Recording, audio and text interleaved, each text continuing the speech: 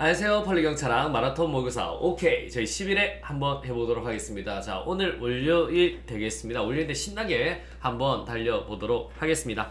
자, 1번부터 바로 한번 갈게요. 여러분, 자, 우리 동기부여 이론 되겠습니다. 여러분, 동기부여 이론. 자, 동기부여론 및 사기 이론에 대한 설명으로 가장 옳지 못한 것은, 자, 메슬로우부터 한번 가보도록 하겠습니다. 메슬로우는 욕구 개청 이론은 충분한 휴식을 취하지 못하여 생리적 욕구가 강함에도 존경의 욕구 충족을 위하여 열심히 일하는 경우를 설명하기에 적합하다. 여러분, 맞아요? 틀려요? 자, 우리 X 되겠습니다. 정답 몇 번? 1번이 되겠습니다.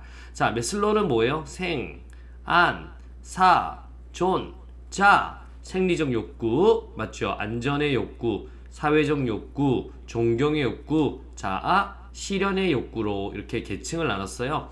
인간은 항상 무언가를 실현하려는 존재고요. 하위 욕구부터 뭘로 간다? 상위 욕구로 간다라고 보시면 되겠습니다. 이렇게 하위 욕구, 상위 욕구로 가는데, 근데 이게 어느 정도 충족되면 다음 욕구로 넘어가요. 또 이게 어느 정도 충족되면 다음 욕구로 나갑니다. 하지만 그게 되지 않으면 이제 다음 욕구를 못 넘어가요. 그래서 지금 이 문제 같은 경우는 충분한 휴식을 취하지 못하여 생리적 욕구가 강함에도 존경의 욕구 충족을 위해서 열심히 일한다. 이 내용이 안 돼요.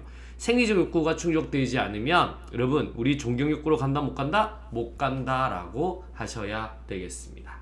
그래서 정답은 1번이다 라고 보시면 돼요. 자, 2번부터 한번 가보도록 하겠습니다.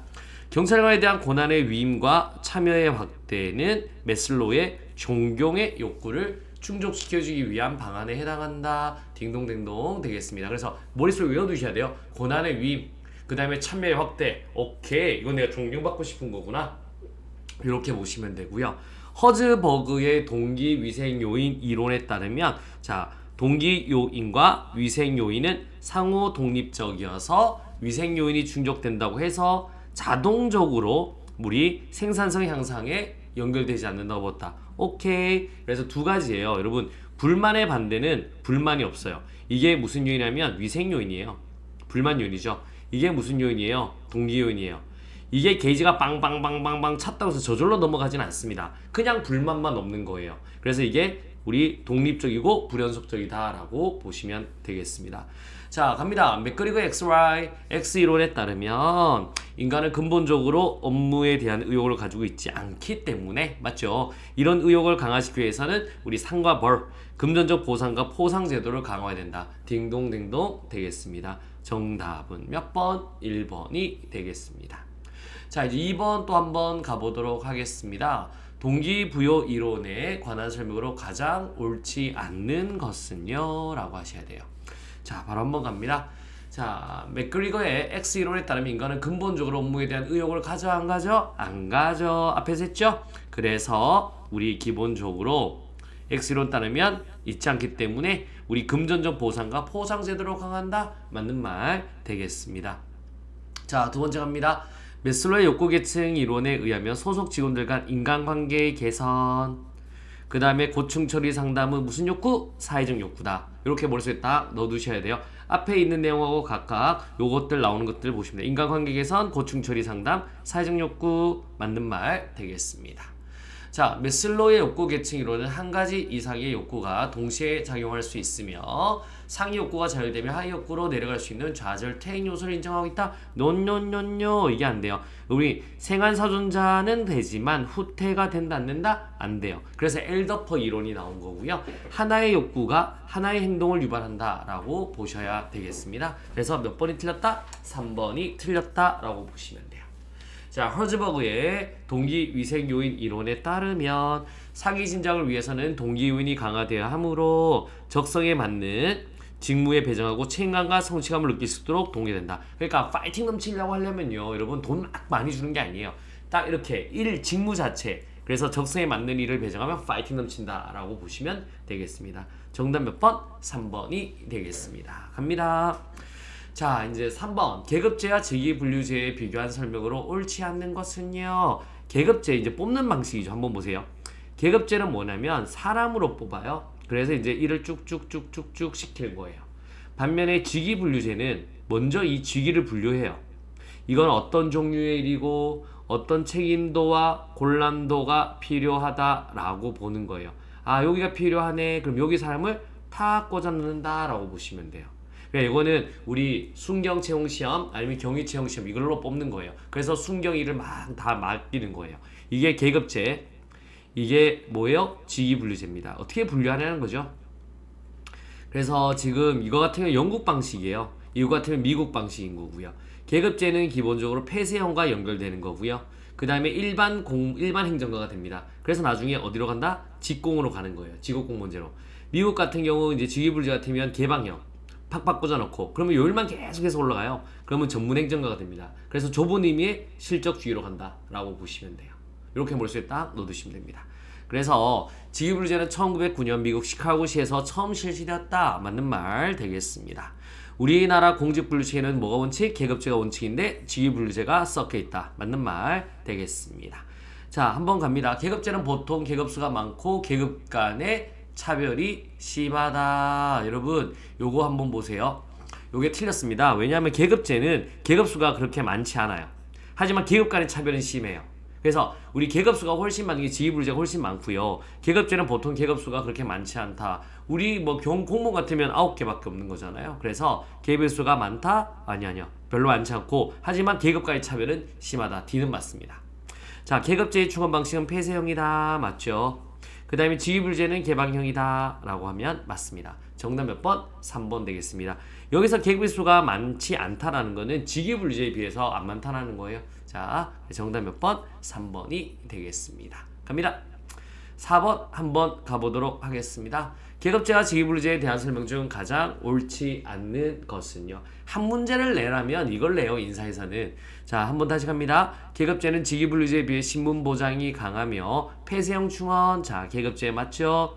이렇게 사람을 뽑아서 일을 쭉쭉 시켜요. 없어지면 옆에 일 보내면 되는 거예요. 쭉 간다. 계급제. 그래서 나중에 직공으로 가니까 신분보장이 강하죠. 그래서 폐쇄형이죠. 맞는 말 되겠습니다.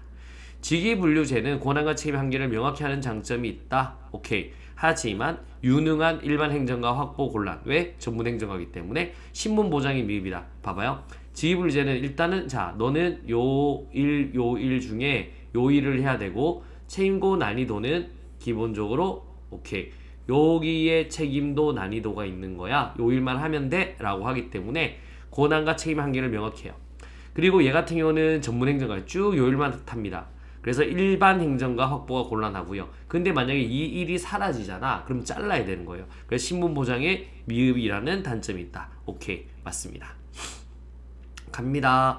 계급제의 경우 널리 일반적 교양, 능력을 갖춘 사람을 채용해서 장기간에 걸쳐 능력을 향상시키므로 공무원이 종합적, 신축적 능력을 갖출 수 있다. 그래서 일반 행정가가 되는 거예요. 딩동댕동 되겠습니다. 이렇게 보시면 되고요.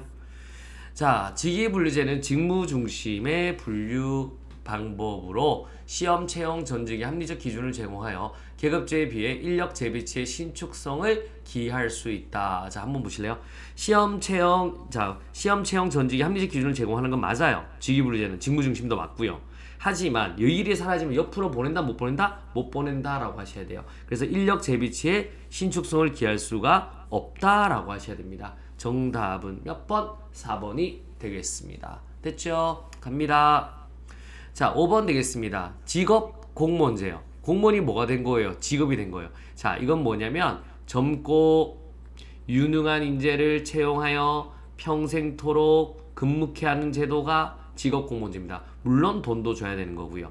이 직업 공무원이 옛날에는 공무원이 뭔데? 옛날에는 봉사했어요. 돈 안 받았는데 이제 우리 상비군 제도가 들어오면서 이제 돈 받기 시작했거든요. 그래서 젊고 유능한 인재를 채용해서 평생토록 근무하는 게 직업 공무원제입니다. 그러니까 신분 보장해 주는 거죠. 자, 갑니다. 직업공무원 제도의 신분보장, 정치적 중립, 자격이나 능력을 중시한다. 개방형 인력 중원 방식의 선호라는 점에서 실족주의와 공통점을 가진다. 여러분 틀렸습니다. 한번 보세요. 여러분 기본적으로 신분보장 해주는 건 맞고요. 어느 정도 정치적 중립도 맞습니다. 하지만 이게 자격이나 능력 근데 봐봐요. 개방형 인력 중원 방식의 선호는 아닙니다. 여러분 아시겠습니까? 여러분 그래서 이거는 우리가 계급제, 폐쇄형, 일반 행정가, 그 다음에 쉽게 말해서 우리 직공으로 가는 거예요. 그래서 요거는 우리 X라고 하셔야 되겠습니다. 자, 갑니다. 직업공무원 제도는 실적주의에 비해 여러분, 자, 젊고 유능한 인재의 공직을 개방한다는 측면에서 공직 임용의 기회균등을 저해한다는 측면이 있다. 여러분, 맞습니다. 왜냐하면 젊고 유능한이니까 보통 연령 제한해요. 그 다음에 학력 제한도 하는 경우가 있습니다. 우리가 안 할 뿐이죠. 그렇기 때문에 공직 임용의 기회균등을 저해한다는 측면이 있다. 이게 맞는 말 되겠습니다. 자, 직업공무원제는 장기적인 발전 가능성을 선발 기준으로 삼고 있으므로 직위분류제가 계급제보다 직공에 유리하다. 논논논노 계급제인 거죠. 그래서 외우셔야 됩니다. 계급제, 그 다음에 폐쇄형, 그 다음에 일반 행정가, 그 다음에 직공, 이렇게 머릿속에 딱 넣어두시면 돼요. 직업공무원 제도는 행정의 안정성과 독립성 확보에 용이하며 외부 환경 변화에 신속하게 대응한다는 장점이 있다. 여러분 틀렸어요? 외부 환경 변화에 신속하게 대응한다 못한다? 못해요. 나 공무원인데 어쩌라고 이렇게 하는 겁니다. 아시겠습니까? 정답은 몇 번? 2번이 되겠습니다. 자, 여러분 좋은 습관이 합격으로 인도한다 라고 보시면 되겠습니다. 여러분 이제 하나하나 공부해 나가면서 갑니다. 오늘부터 월요일인데 오늘부터 또 열심히 띄워주셔야 돼요. 열심히 뛰어가지고 이제 또 오늘 금요일까지 또 열심히 한번 달려봅시다. 자, 오늘 굉장히 고생하셨고요. 우리 수업 시간에 또 뵙도록 하겠습니다. 수고하셨습니다.